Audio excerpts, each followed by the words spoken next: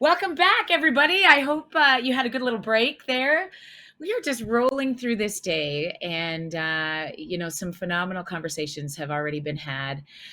I'm so interested for you to step into these lightning talks now. They're 4 concise 3-minute presentations highlighting key research findings and knowledge mobilization activities and how they impact the neurodevelopmental disability community. Now, notice it'll be followed by a live Q&A session, so you'll have access to really dig into any of these topics that really sort of you want to know a bit more about. The sponsor of the Lightning Talk is Queen's University, the Faculty of Health Sciences. And our moderator back again today for the second appearance is Dr. Carmen Rasmussen, the Associate Professor of Neurodevelopment in the Department of Pediatrics at the amazing, my alma mater, I keep saying that, but I just really want to say it again, University of Alberta. And she is the co-principal investigator on the KBHN funded COP Mile project. Hi again, Carmen. Thank you, Jody. Welcome to the Lightning Talks today. I will be introducing the speakers this morning. Our first speaker will be Emily Gardner, and she will be speaking on professionals' perceptions of their role as navigators in childhood disability or childhood neurodisability. The second speaker will be Ash Seth, who will be speaking on towards inclusive, equitable COVID-19 policy responses for youth with disabilities and their families. Our third speaker will be Vanessa Thomas, who will be speaking on using the COM-B and TDF to understand the workplace disclosure experiences, influencers, and needs of autistic youth and young adults. And then finally, we will have Michelle Habert, who will present on parent voices about navigational experiences and perspectives on improving access to services for families of children and youth with neurodisability. I will remind everybody that there will be an award for the Trainee Lightning Talks at the end of the conference. And I'll also ask the audience to write all of your questions in the chat or the Q&A, and then there will be a live question and answer session after all 4 of the presentations. So if you could just indicate which presentation your question is for, then we can address those at the end of the presentations during the live Q&A. So I think now we'll hand it over to start with the presentations.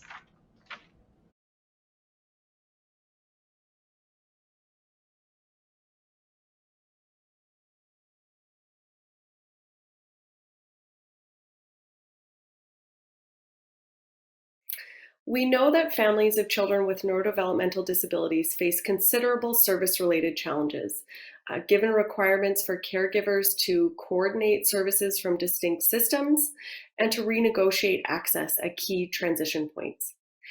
Patient navigation programs, which focus on connecting fragmented services, the provision of educational and emotional support, and barrier reduction, may be particularly well suited to meeting the service-related needs of this population.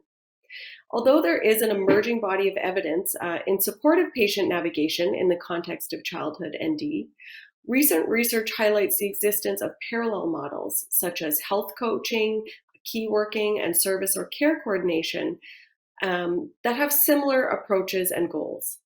What remains less clear is how professionals actually doing this work are conceptualizing and describing it.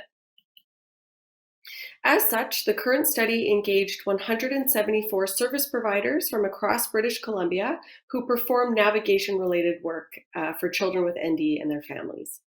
Participants completed an online survey which provided a brief description of navigation and asked participants to comment on what they felt this term should include and what they call it.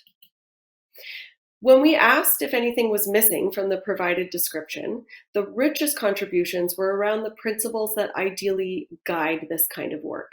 And these included incorporating elements of person-centered planning, building on family strengths, incorporating a safety and harm reduction lens, working to be culturally safe and sensitive, viewing their engagement with families as a long-term partnership, and being trauma-informed.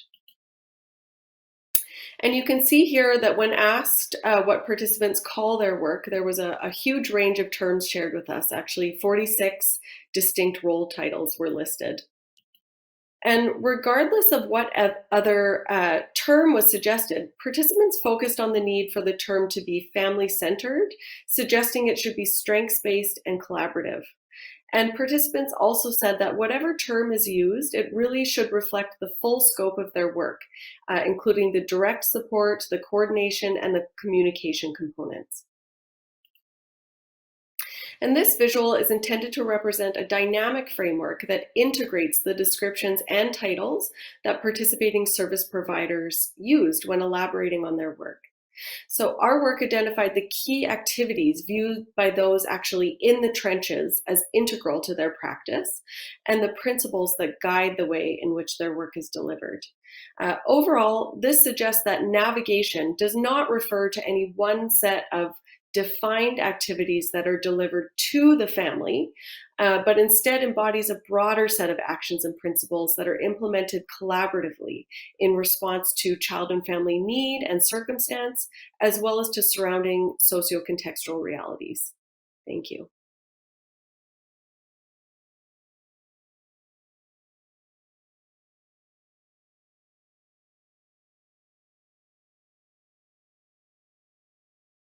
Hello, my name is Ash Seth, and I am a researcher at the University of Calgary. Today, I'd like to talk to you about a research study which explored the mental health needs of youth with disabilities and their families during the COVID-19 pandemic.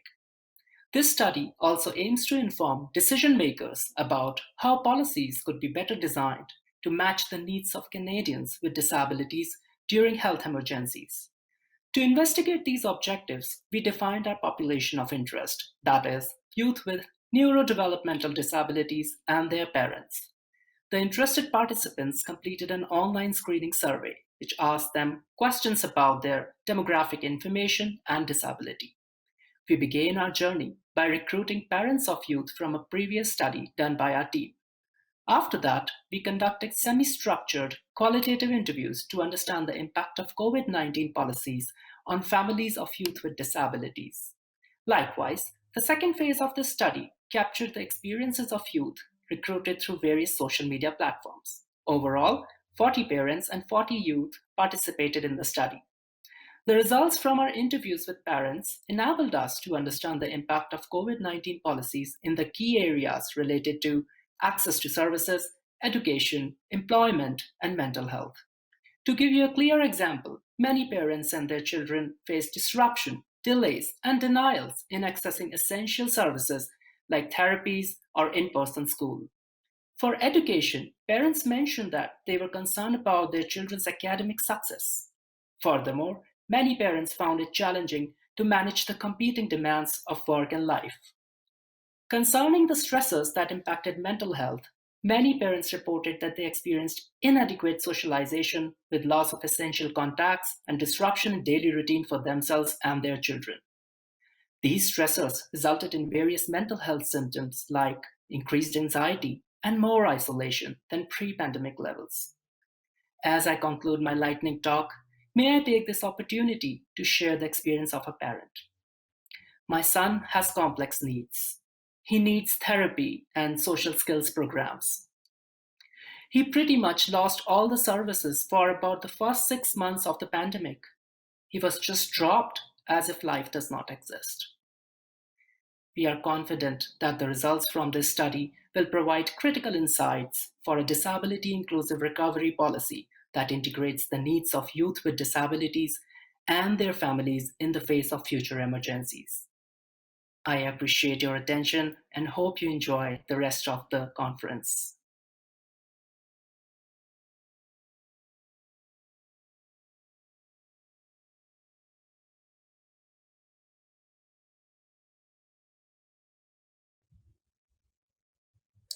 Thank you for that introduction. Let's get started. So stress, anxiety, uncertainty, and confusion.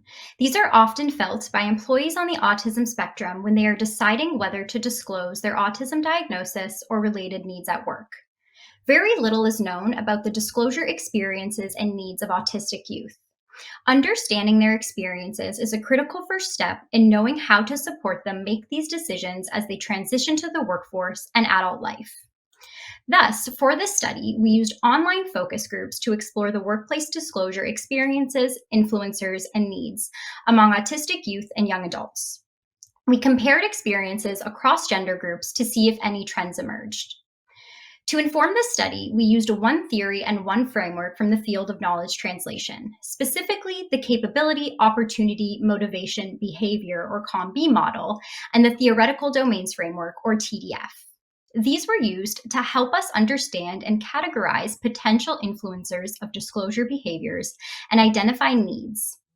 Our study involved 23 Canadian autistic youth and young adults. We mapped the data onto 13 out of 14 TDF domains to develop and identify 5 overarching themes: the workplace environment, perceptions of disclosure outcomes, personal factors and identity, disclosure-related ambitions and determination, and know-hows of disclosure. Overall, many factors were shown to influence disclosure, with the workplace environment being discussed as the greatest influencer, such as culture and whether it's inclusive and accepting. Further, knowledge about disclosure logistics, such as how or when to disclose, varied. Many participants were unaware of or did not discuss the benefits of disclosure and focused mostly on potential negative outcomes, such as discrimination. Participants also spoke to being more comfortable disclosing other identities over their autistic identity, such as sexual orientation or transgender identities.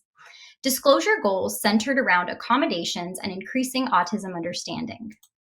We also noted gender differences in disclosure frequency, identity, and goals. For example, women spoke more to how autism was part of their identity, or that their late diagnosis caused confusions around their autistic identity, which influenced disclosure.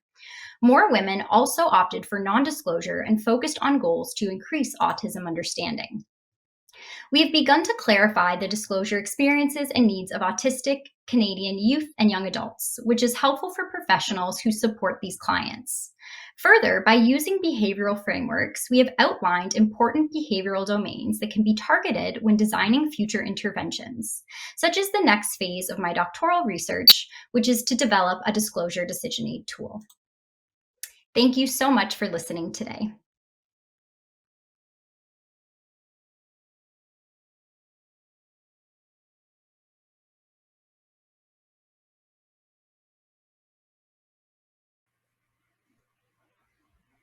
Hi, my name is Michelle Hébert. I'm a postdoctoral scholar at the University of Calgary and pediatric occupational therapist.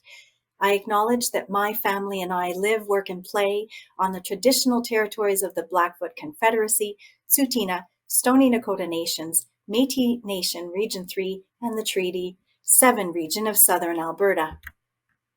Help seeking for parents of children and youth with neurodisability is distressing and can be financially burdensome.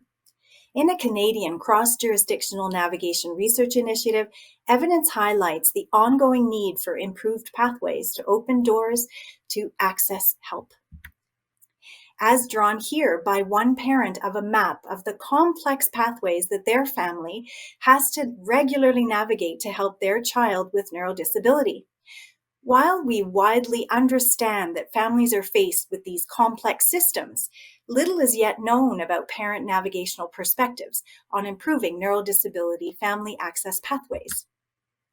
So we wondered what navigational skills or actions are needed for parents to support their child or youth to access help. To answer this question, we co-facilitated an audio-recorded online focus group with parents of children with neurodisability. Prior to the online focus group, parents received an email with a list of skills and actions that the research team had generated. The audio recording was transcribed and interpreted using interpretive description and then thematically analyzed. These steps helped us discover practical applications to improve neurodisability family access pathways. For variability in neurodisability, geographic region, and family constitution, 6 parents from 6 different families across Alberta were purposefully sampled and recruited. Half of the participants were single parents and half had 2 or 3 children.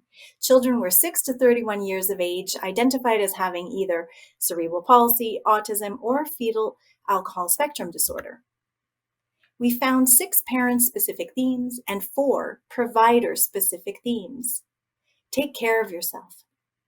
Advocate gracefully, celebrate wins, network build, map the route, expect the unexpected.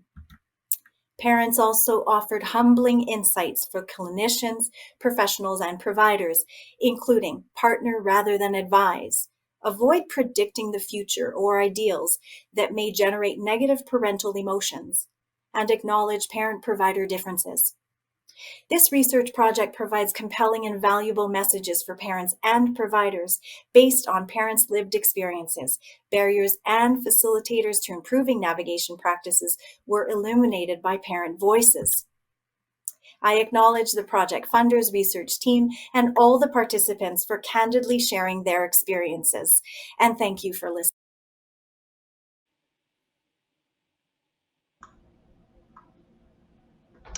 Excellent. Those were wonderful presentations. I will invite the audience now to post any questions that you have in the chat or the question and answer, and we have about 10 minutes to go over live questions with all of the presenters. So I don't see any questions posted yet, so please post any questions that you have. I'll start with a question for Ash Seth. Were there any challenges that you conducted during this research, or like any challenges that you encountered during this research? Thanks for this question. Yes, there was a particular challenge that I remember. So while we were doing the caregivers interview, we collected rich data. However, we noticed a gap in relation to the inclusion of perspectives and experiences by youth with lived experiences, particularly neurodevelopmental disabilities.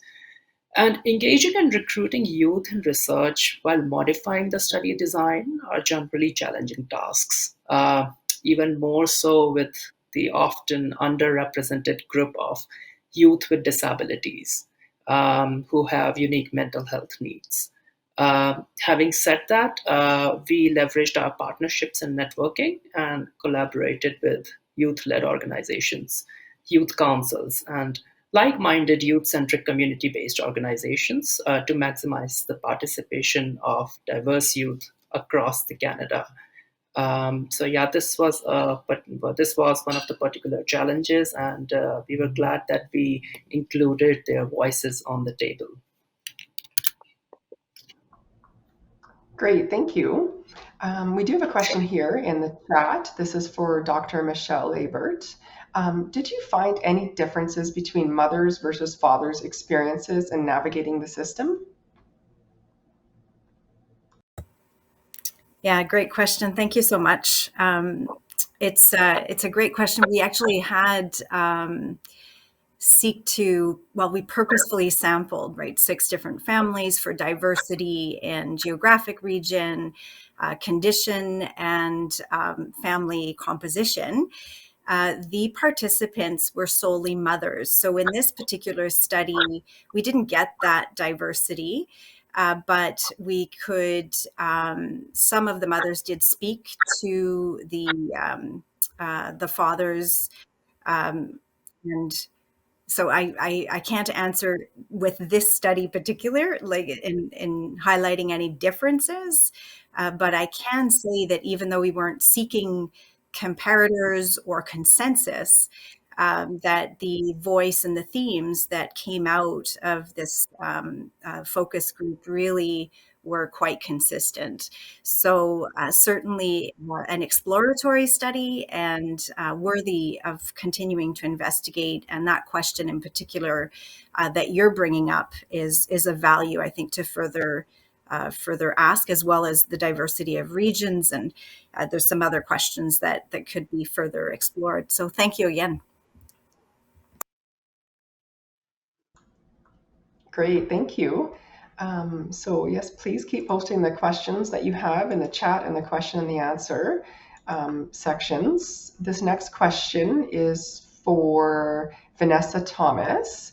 You mentioned some results around other identities. For example, some participants being more comfortable disclosing other identities versus their autism diagnosis. Could you describe this more? Yes, thank you so much for that question. That's a great question. And also, congratulations to all the speakers today, too. That was a really great session.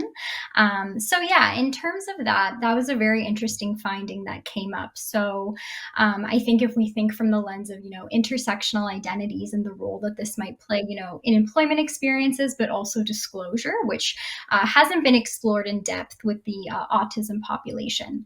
But participants spoke to specific other identities around, gender identities. So some having transgender identities and how that impacted their disclosure, as well as other disabilities and sexual orientation. So actually, and this was quite surprising for me at least, was that a lot of them were more comfortable disclosing these other identities compared to their autistic identity.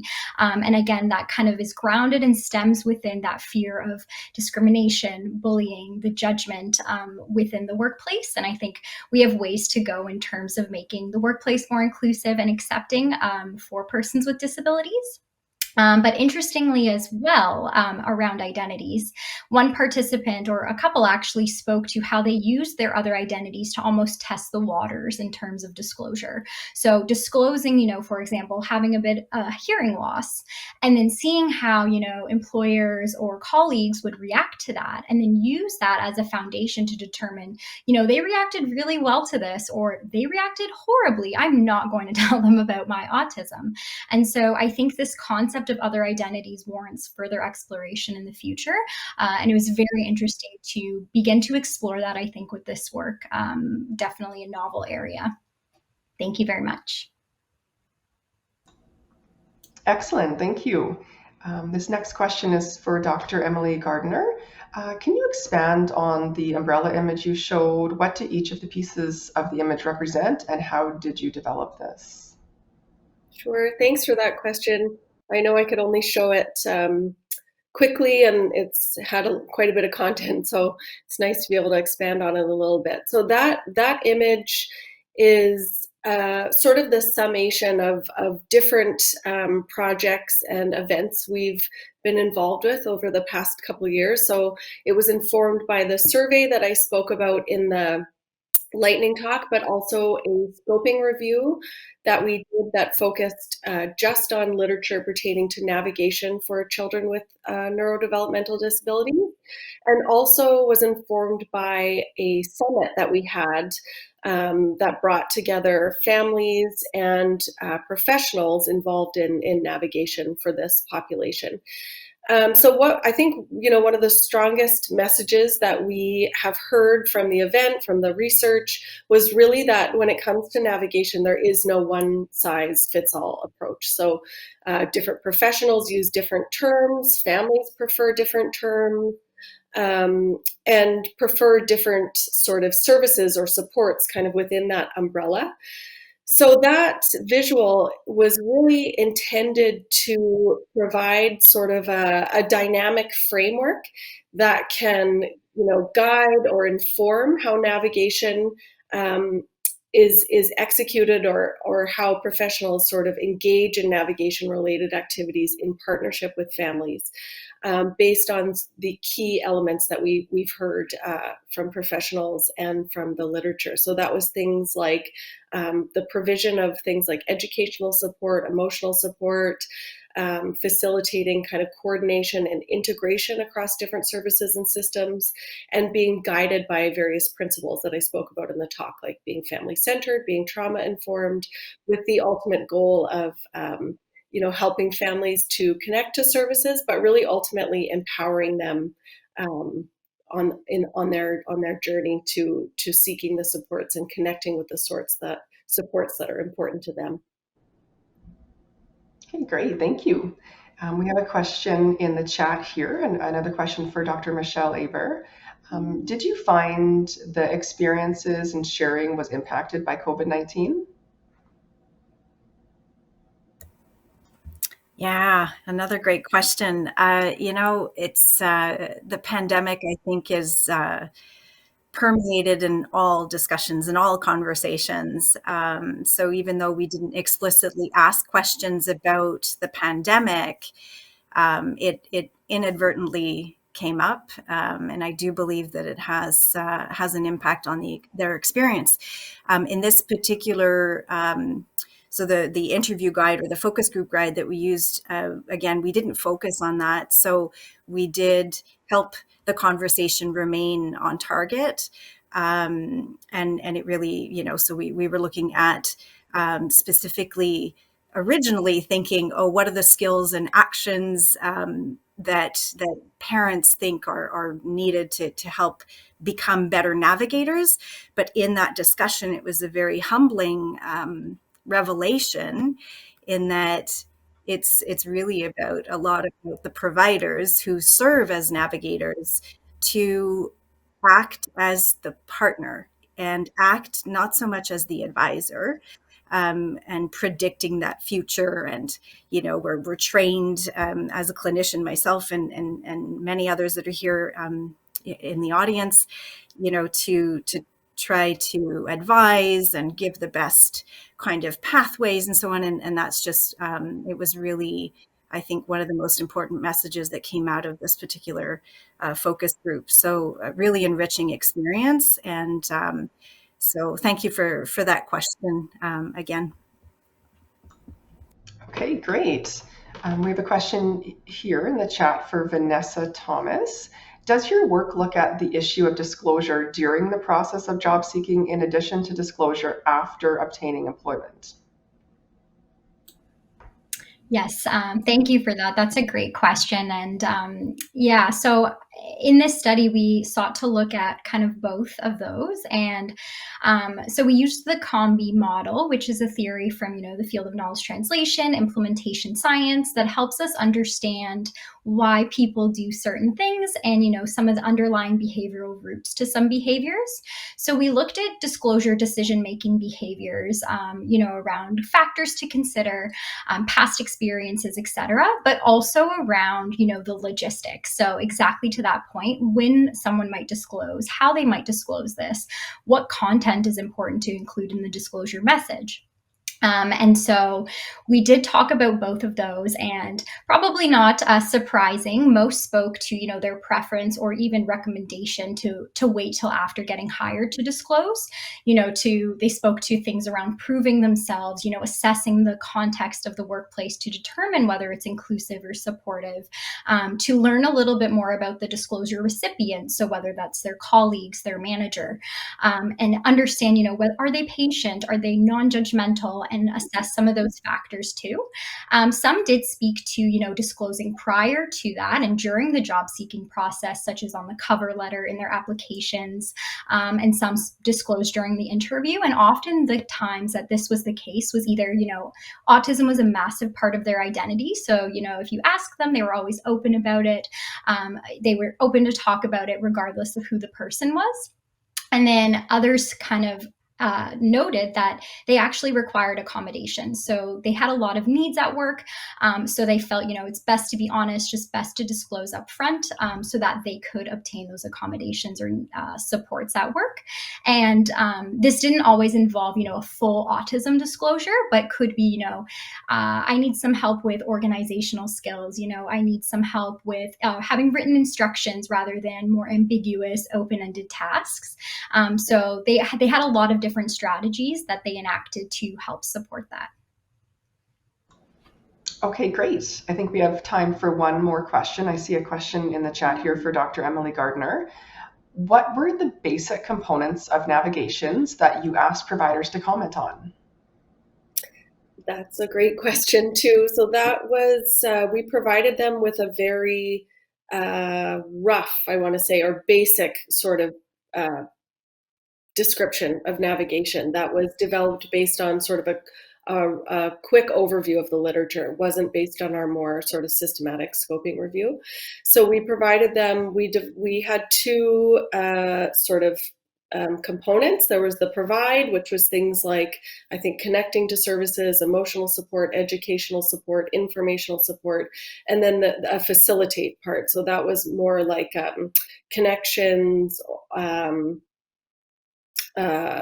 barrier reduction, barrier identification. So it was quite high level. And what was interesting was participants' responses really, delved into some of that. So things like, emotional support was too broad. A lot of said what we do is crisis support or things like that. Thank you very much. That was an excellent question and answer session. Thank you for all of the questions, and thank you to the panel. I'll hand it now back over to Jody Kerrigan. Thank you so much, Carmen. Listen, you know what I love the most about listening to people talk about their own research is that it reminds me about just what passion can do. When you start to love the things that you explore, the people you talk to, the places you learn about, I could have sat there all day and listened to you. So thank you so much, Carmen, in navigating that session, and all of you keep doing this amazing stuff because I think you're changing lives. So thank you so much for joining us here today. I'm going to invite you now to click on the poster session, which is in the blue menu bar in Feed Loop. And I want you to interact with the poster presenters via chats because we met here, so many people are waiting to connect with you in this poster session. And I love this virtual setup. It's almost like you're stepping into a room, where you can imagine, all of our researchers standing in front of their posters very proudly. I can't tell you how many times I carried one of them friggin' tubes around on planes, bringing my posters to places. So I think that everybody would love you to join them in there if you can find a few minutes to do that. We're going to take an hour to do that, ladies and gentlemen. And again, thank you to Simon Fraser University for sponsoring that poster session. Also, continue to tour around, chat with our experts, get your points.